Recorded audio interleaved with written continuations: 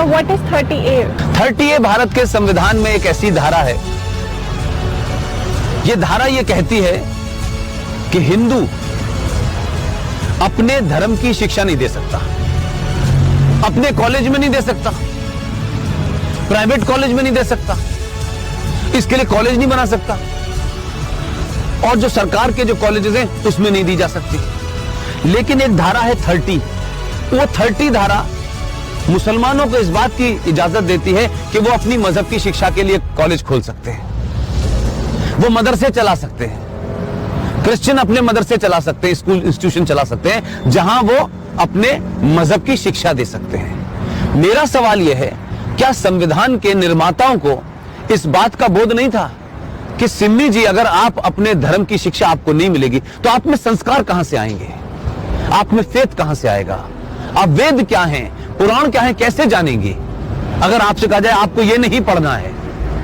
और भारत में एक ऐसी सिविलाइजेशन जिसके 5000 साल का जो रिटन डॉक्यूमेंटेशन है, उसमें भारत का कोई भी आप दौर देख लें, कभी भारत की सनातन संस्कृति के मानने वालों ने दुनिया के किसी देश पे हमला नहीं किया। यह शब्द बलात्कार हमारी संस्कृति का हिस्सा नहीं था। ये घूंघट इसलिए नहीं था कि हमारे यहां था, हमको गलत नैरेटिव दिया क्या। ये भारत के अंदर जब मुगल शासक आए, उनका एक ही एजेंडा था कि जितने गैर मुस्लिम औरतें हैं उनका रेप करके उनकी नस्लों को सुधारना है। ये बलात्कार शब्द हमारे साहित्य का हिस्सा नहीं था, ये तलाक शब्द हमारे साहित्य का हिस्सा नहीं था। हमारी परंपरा और संस्कृति में 7 फेरे जीवन भर के लिए जाते हैं। इस्लाम में शादी is a contract between 2 people, it's a business. आपने शादी मुझसे की और शादी करने के कुछ दिन के बाद आपको लगा कि मैं रहना नहीं चाहती, तो बिजनेस कॉन्ट्रैक्ट है, आपने कॉन्ट्रैक्ट कैंसिल कर दिया। तो आर्टिकल 30A भारत के संविधान से हटना चाहिए। इस देश के 90 से 95 करोड़ हिंदुओं को उनका शास्त्र क्या कहता है, उनका वेद क्या कहता है, इसकी शिक्षा की इजाजत देनी चाहिए।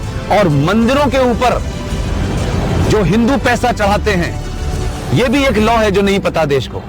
भारत के जितने भी मंदिर हैं उस पे जो पैसा चढ़ता है वो सरकार के खजाने में चला जाता है।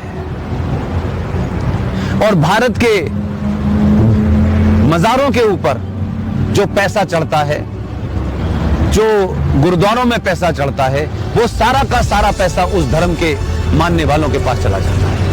सिर्फ भारत के हिंदुओं का पैसा जो आप अयप्पा पे चढ़ाती हैं, जो महाकाल पे चढ़ाती हैं, जो वैष्णो देवी पे चढ़ाती हैं, वो पैसा सरकार ले लेती है। तो अगर भारत के मंदिरों पे चढ़ने वाले पैसे से भारत के लोग, हिंदू लोग, सनातनी लोग अपने विश्वविद्यालय खोलना चाहें कि हम सनातन की संस्कृति के बारे में बताएंगे, पुराणों को पढ़ाएंगे, तो उसकी भी छूट नहीं है। ये संविधान में 2 धाराएं एंटी हिंदू हैं, इनको समाप्त होना चाहिए। और मैंने कल भी घोषणा की है कि अगले 2 साल में इसके खिलाफ भी मैं